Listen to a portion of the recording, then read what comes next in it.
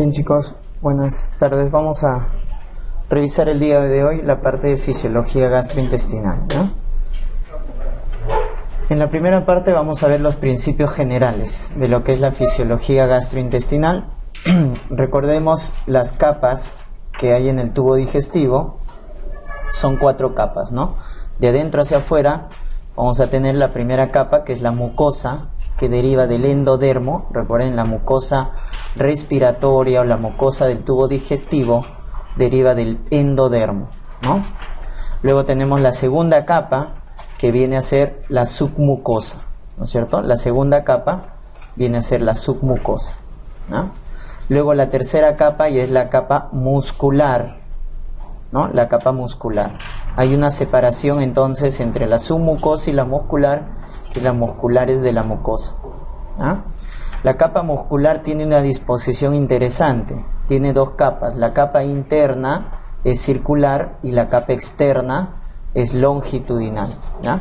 Por eso la mnemotecnia es SILE, ¿no? Circular interna y longitudinal externa, ¿no? Esa es la capa muscular. Y la última capa viene a ser la serosa, o por encima del diafragma, adventicia, ¿no? Serosa o adventicia. La última capa del tubo digestivo, ¿no? Entonces, la primera capa mucosa, segunda capa submucosa, tercera muscular y cuarta serosa o adventicia. A su vez, hay un control nervioso, ustedes recordarán, a nivel local, un control nervioso a nivel local, que es el llamado sistema nervioso entérico, ¿no? Este sistema nervioso entérico hace un control local tanto de la función motora como de la función secretora del tubo digestivo. Y ahí deben recordar que hay 2 plexos. El plexo submucoso, también llamado plexo de Meissner, y el plexo mientérico, o también llamado plexo de Auerbach. Plexo submucoso de Meissner y plexo mientérico de Auerbach. El primero, el plexo submucoso, regula la función secretora. Y el segundo, que es el plexo mientérico, que está entre la capa circular interna y la capa longitudinal externa, es el que regula la función motora a nivel local, ¿no? El plexo mientérico de Auerbach regula la función motora, aumenta el peristaltismo, aumenta las ondas de mezclado, pero a nivel local. Esa es su característica. Hace un control, pero a nivel local. ¿Estamos? Muy bien. A su vez tenemos unos marcapasos del peristaltismo intestinal, a los cuales se le llama células intersticiales de Cajal.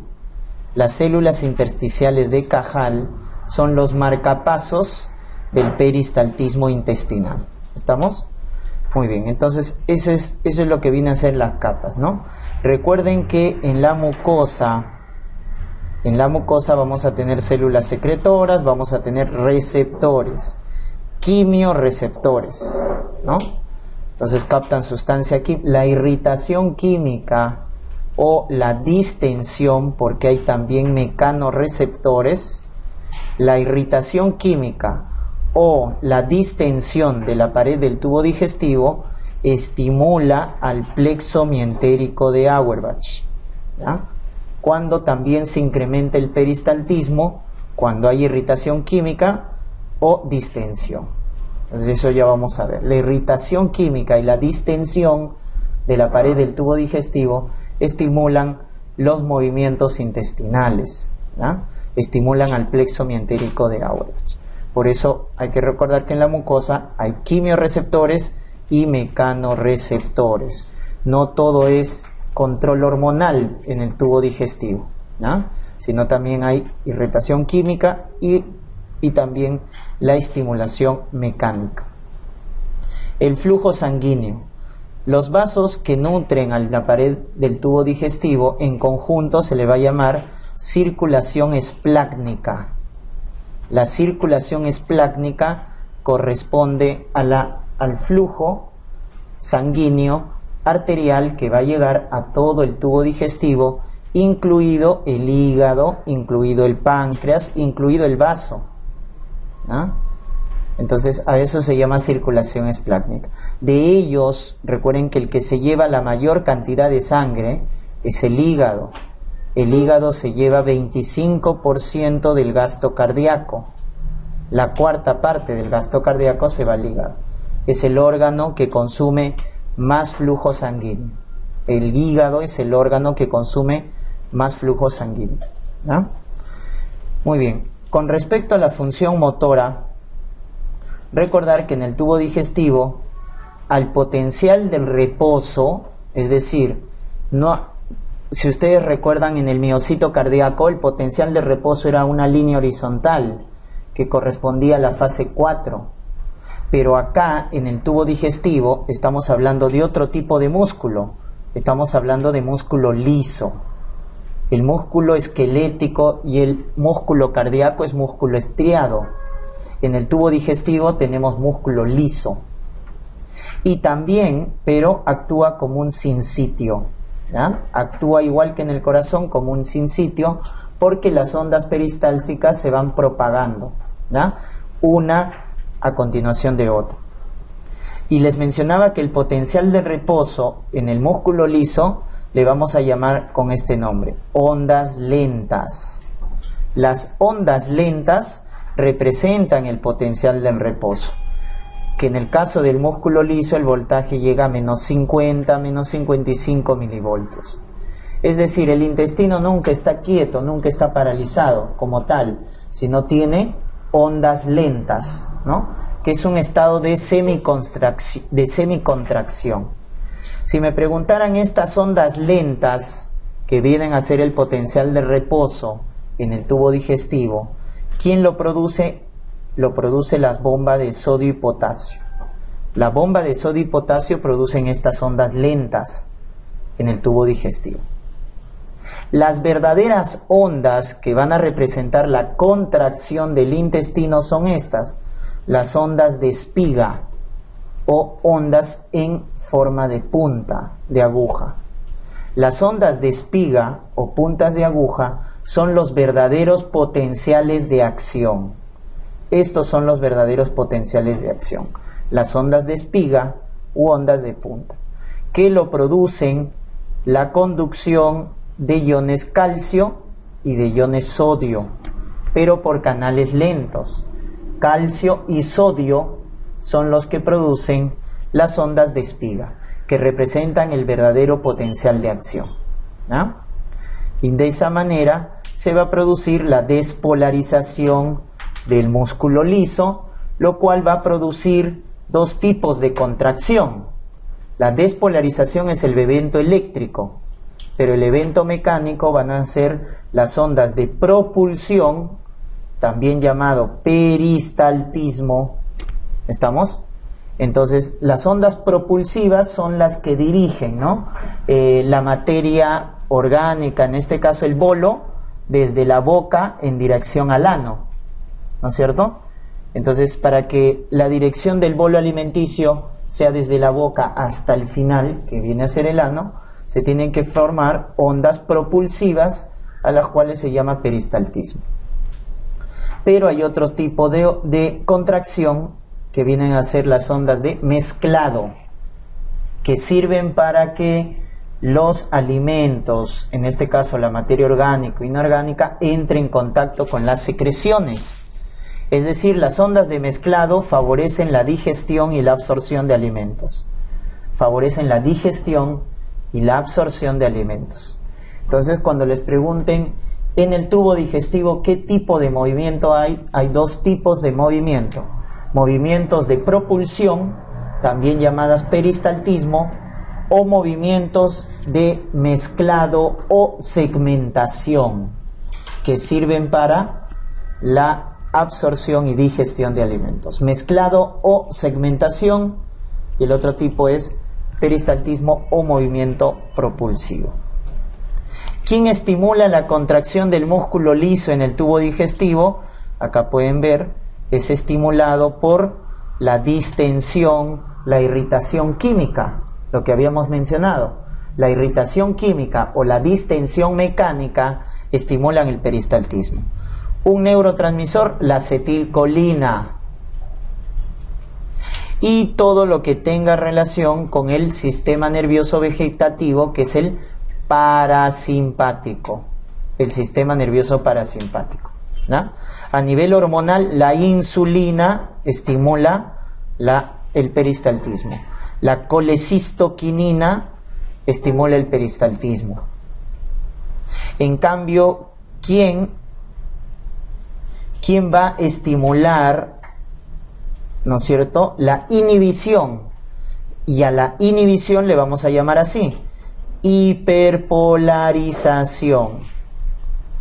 Hiperpolarización significa inhibición de la motilidad. En cambio, despolarización significa estímulo de la motilidad. Entonces, ¿quién estimula la hiperpolarización? Es decir, ¿quién estimula la inhibición de la motilidad intestinal? La norepinefrina. Es decir, el sistema nervioso simpático, el tono simpático. Y a nivel hormonal, la secretina, el glucagón, inhiben la motilidad intestinal, ¿ya? Secretina, glucagón, norepinefrina, el tono simpático, hiperpolarizan al músculo liso de tal manera que inhiben la motilidad intestinal. Muy bien, esa es la función motora en general. Luego viene la función secretora. La función secretora entonces tiene que ver con los jugos digestivos, ¿no? Entonces tenemos desde arriba la saliva, que tiene secreción. La saliva puede ser una secreción mucosa o serosa. La que tiene enzimas, como la amilasa salival o tialina, es la secreción serosa. Cuando decimos que la saliva tiene secreción serosa, es porque contiene enzimas. Y recuerden que la tialina o amilasa salival inicia la digestión de los carbohidratos. Y la secreción mucosa de la saliva es porque tiene mucina. ¿Y para qué sirve la mucina? Para protección, para lubricación. Entonces la secreción serosa tiene función digestiva porque contiene enzimas. Y la secreción mucosa sirve para proteger, lubricar, contiene mucina, ¿ya? Diariamente se forma 1 litro de saliva aproximadamente, y recuerden que es rico en bicarbonato la saliva, ¿no? Contiene bicarbonato, por eso el pH es alcalino.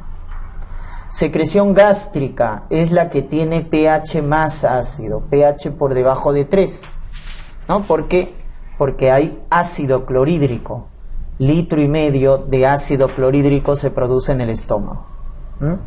Secreción pancreática es la más alcalina. Si la secreción gástrica es la más ácida, el jugo pancreático es el más alcalino, un pH de 8, 8.3. Es el que contiene la mayor diversidad de enzimas. La glándula anexa más importante para la digestión es el páncreas, ¿estamos? Porque contiene enzimas para la digestión de carbohidratos, de lípidos, de proteínas. Bilis, importante para la digestión de las grasas. También se forma 1 litro aproximadamente de bilis al día, ¿no? Por parte del hígado, y el que lo concentra es la vesícula biliar. El hígado forma bilis rica en agua, rica en sodio, y el que se encarga de reabsorber sodio y por ende agua es la vesícula biliar. La vesícula biliar concentra la bilis. También es rico en bicarbonato, por eso su pH es alcalino.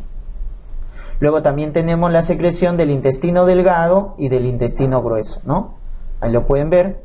Miren cómo el intestino grueso produce menos secreción, porque vamos a ver más adelante que el intestino grueso, una de sus principales funciones es reabsorber agua, sodio y cloro, de tal manera que va a formar la materia fecal.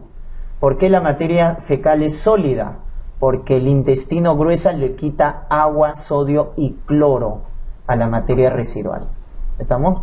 Por eso su secreción es escasa, ¿no? Porque en vez de secretar, reabsorbe. El colon reabsorbe más que secreción. La glándula de Brunner se ubica en el duodeno. primera porción del intestino delgado. La glándula de Brunner lo que hace es producir una secreción rica en bicarbonato, ¿no? Como pueden ver acá, el pH alcalino. ¿Y para qué? Para proteger al intestino delgado de su primer contacto con el quimo, ¿no? Que viene del estómago, que tiene pH ácido. La glándula de Brunner protege al intestino delgado, su primera porción, que es el duodeno, del contacto con el pH ácido. Muy bien, eso es en cuanto a la función secretora. En cuanto a la función hormonal, hay varias hormonas gastrointestinales, pero estas 4 son importantes y tienen que recordarlas, ¿no? Una de ellas que vamos a ver en el estómago es la gastrina. La gastrina es formada por las células G del antro del estómago. ¿Dónde se ubican las células G que producen gastrinas? En el antro. Estas células G, por estímulo de péptidos, aminoácidos o distensión del estómago, cuando los alimentos llegan del esófago al estómago, el estómago se distiende. Y eso también es un estímulo para que la célula G del antro produzca gastrina. O la estimulación del vago, ¿no?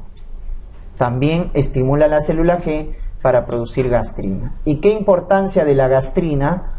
Es el principal estimulador de la secreción de ácido clorhídrico. Es el principal estímulo para producir ácido. Es el principal y el más potente para la producción de ácido clorhídrico. ¿Ah? También por ahí estimula la secreción de pepsinógeno, pero en menor medida. ¿Ah? Recuerden que el ácido clorhídrico se produce por la célula parietal u oxíntica del estómago y el pepsinógeno se produce por la célula principal de las glándulas del estómago. ¿Ya? Entonces, la gastrina estimula principalmente a la célula parietal u oxíntica para producir ácido clorhídrico. Y también produce el crecimiento de la mucosa gástrica e intestinal, es decir, regula el trofismo de la pared gástrica intestinal. ¿Ya? Por eso, cuando hay un tumor productor de gastrina, entonces las glándulas del estómago pueden crecer, ¿ya? Pueden crecer, porque la gastrina estimula justamente el crecimiento de la mucosa gástrica. Luego tenemos la colecistoquinina, que ya se forma en el intestino delgado, duodeno, yeyuno, por la célula I. La colecistoquinina se va a formar por la célula I del intestino delgado en respuesta al estímulo de péptidos, de aminoácidos y de ácidos grasos de cadena larga. ¿Ya? Entonces, como ven en esta imagen, esta es la imagen de la función de la colecistoquinina. Las proteínas, péptidos, aminoácidos, los ácidos grasos, incluso el ácido clorhídrico, miren, todo ello, cuando pasa a lo que viene a ser el intestino, van a estimular a las células I del intestino para producir colecistoquinina. ¿Ya? Proteínas, ácidos grasos. ¿Y qué va a hacer la colecistoquinina? La colecistoquinina lo que va a hacer es ir a la vesícula biliar por medio de la sangre y también al páncreas para estimular su secreción. En el caso del páncreas, estimula la secreción rico en enzimas. La colecistoquinina estimula la secreción del jugo pancreático, rico en enzimas principalmente, para la digestión. Y en la vesícula, ¿qué va a hacer la colecistoquinina? De ahí viene su nombre. Colecisto es vesícula, quinina es contracción. Lo que hace la colecistoquinina es contraer la vesícula biliar. Y de esa manera la bilis concentrada va a pasar a la segunda porción del duodeno para combinarse con el jugo pancreático. Entonces contrae la vesícula biliar y relaja el esfínter de Oddi. Contrae la vesícula biliar y relaja el esfínter de Oddi. ¿ya? Esa es la función de la colecistoquinina. De esa manera estimula la secreción biliar. Entonces, función de la colecistoquinina, secreción biliar, porque contrae la vesícula y le relaja el esfínter de Oddi, y estimula el jugo pancreático rico en enzimas. Y otra función de la colecistoquinina es que inhibe el vaciamiento gástrico, ya que contrae al píloro. La colecistoquinina relaja el esfínter de Oddi, pero contrae el esfínter pilórico. Ahí hay un reflejo que se produce, que es el llamado reflejo gastroentérico o enterogástrico. Es decir, cuando la sustancia alimenticia, las proteínas, los ácidos grasos, pasan del estómago al intestino, el intestino hace un feedback negativo. Entonces, para que el alimento pase del estómago al intestino, el píloro tiene que estar relajado para que se produzca el vaciamiento. Pero una vez que el alimento alcance el intestino manda un feedback negativo para contraer el píloro. De esa manera, el vaciamiento gástrico es lento. Interrumpido. ¿Por qué? Porque si todo el contenido del estómago pasara de frente al intestino, no le daría tiempo al intestino delgado para digerir y absorber los alimentos. Por lo tanto, el contenido del estómago tiene que pasar al intestino de manera lenta, de manera pausada. Entonces se abre el esfínter pilórico, el alimento pasa al intestino y luego se cierra el píloro. Entonces el vaciamiento gástrico es lento, ¿no? Entonces ese es el reflejo enterogástrico. ¿Quién hace ese feedback? La colecistoquinina. La colecistoquinina es el que contrae el esfínter pilórico y de esa manera enlentece el vaciamiento gástrico, ¿ya? Muy bien. Y la secretina, que es formada por la célula S del duodeno, también en respuesta a ¿qué? Ácidos grasos. Esta es la imagen de la función de la secretina, en la cual el ácido graso es el que como pueden ver, los ácidos, el ácido graso y el ácido clorhídrico, ¿no?, van a estimular para que se produzca en el duodeno la secretina. Entonces, el contenido que tiene el estómago es a un pH ácido, pH menor de 3. Entonces, cuando el píloro se relaja y pasa el contenido del estómago al duodeno, entonces el contenido que viene al duodeno es un contenido ácido inicial. Ese contenido ácido va a irritar la pared del intestino y va a estimular la producción de secretina. ¿Y qué va a hacer la secretina como respuesta a ese pH ácido que está viniendo, a esa sobrecarga ácida que está viniendo del estómago al duodeno? Aumentar la secreción de páncreas y de bilis, pero rico en bicarbonato, para neutralizar el pH ácido. Entonces, lo que hace la secretina es un mecanismo de protección, porque neutraliza el pH ácido que está viniendo del estómago al duodeno. Entonces, la secretina estimula la secreción rica en bicarbonato por parte del páncreas y por parte del bilis. En cambio, la colecistoquinina estimula la secreción de jugo pancreático rico en enzimas. Uno es enzimas digestivas y el otro es bicarbonato. La secretina es bicarbonato, por lo tanto su función es protección frente al pH ácido. Esa es la secretina. En cambio, la colecistoquinina tiene función digestiva. ¿Por qué? Porque estimula la secreción rica en jugo pancreático rico en enzimas. Y luego tenemos unas hormonas gastrointestinales como el GIP, péptido inhibidor gástrico, y también el GLP, que es otra, GIP y GLP, en el cual son secretadas por las células K del intestino delgado también, en respuesta a ¿qué? A la glucosa oral. También aminoácidos, también ácidos grasos, pero principalmente la glucosa oral. Va a estimular a estas dos hormonas. Es decir, cuando yo consumo azúcares por vía oral, el intestino, al recibir esos azúcares, va a formar estas dos hormonas, el GIP y el GLP. ¿Y qué van a hacer estas dos hormonas? Van a aumentar la producción de insulina. Aumentar la producción de insulina. Y al igual que la secretina, inhibe también la producción de ácido clorhídrico. Inhibe la producción de ácido clorhídrico. Pero la función de estas hormonas es estimular la secreción de insulina. A ese efecto se le llama efecto incretina. ¿Qué es el efecto incretina?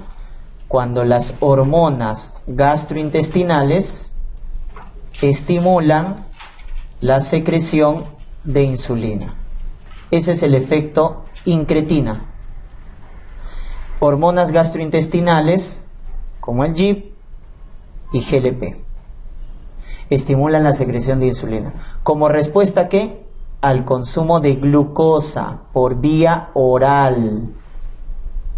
Entonces, cuando a un paciente, ¿no?, se le daba glucosa por vía oral, esto viene a ser la tasa de secreción de insulina, ¿no es cierto? Y acá le dábamos dextrosa. Entonces, cuando al paciente le dábamos dextrosa, que es glucosa, por vía oral, la insulina aumentaba. Esto es dextrosa por vía oral.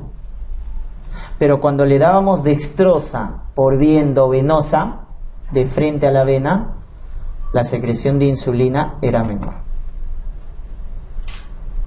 Entonces, frente a ello, se deducía que había algo en el intestino que aumentaba, ¿no es cierto?, la secreción de insulina.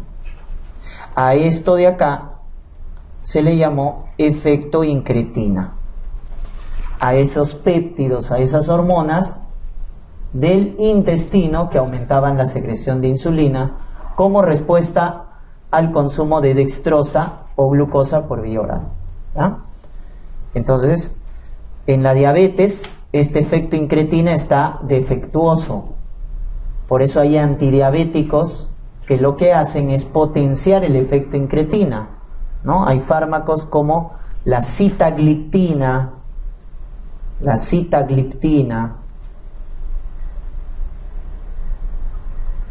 exenatide, que lo que hacen es potenciar el efecto incretina en un paciente diabético.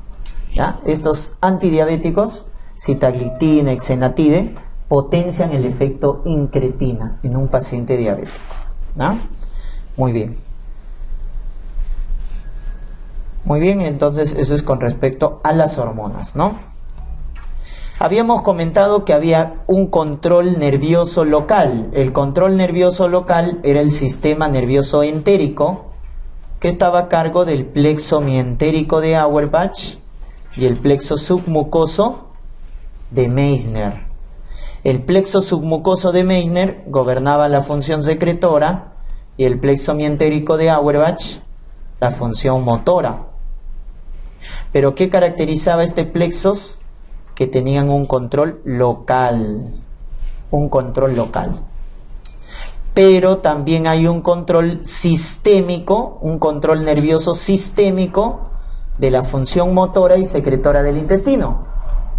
Ese control sistémico está a cargo del sistema nervioso autonómico, simpático y parasimpático. El que inhibe la motilidad, la secreción, es el simpático, a través de su neurotransmisor, la norepinefrina. En cambio, el parasimpático estimula la motilidad y la función secretora, a cargo de su neurotransmisor, la acetilcolina. Entonces, el tono simpático inhibe la digestión, inhibe la absorción, inhibe la motilidad del tubo digestivo.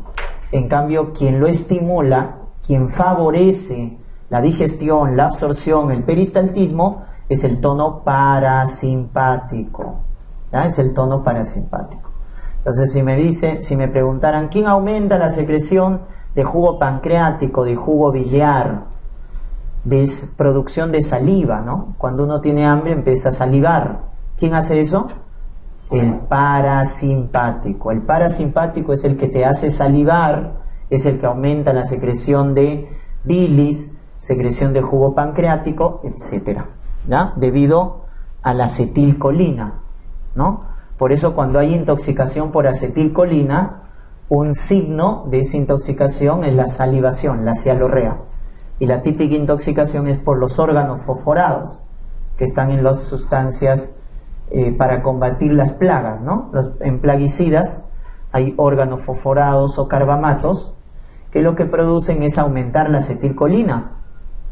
Entonces, al aumentar la acetilcolina, el paciente empieza a salivar, viene con la boca con bastante cialorrea, ¿no?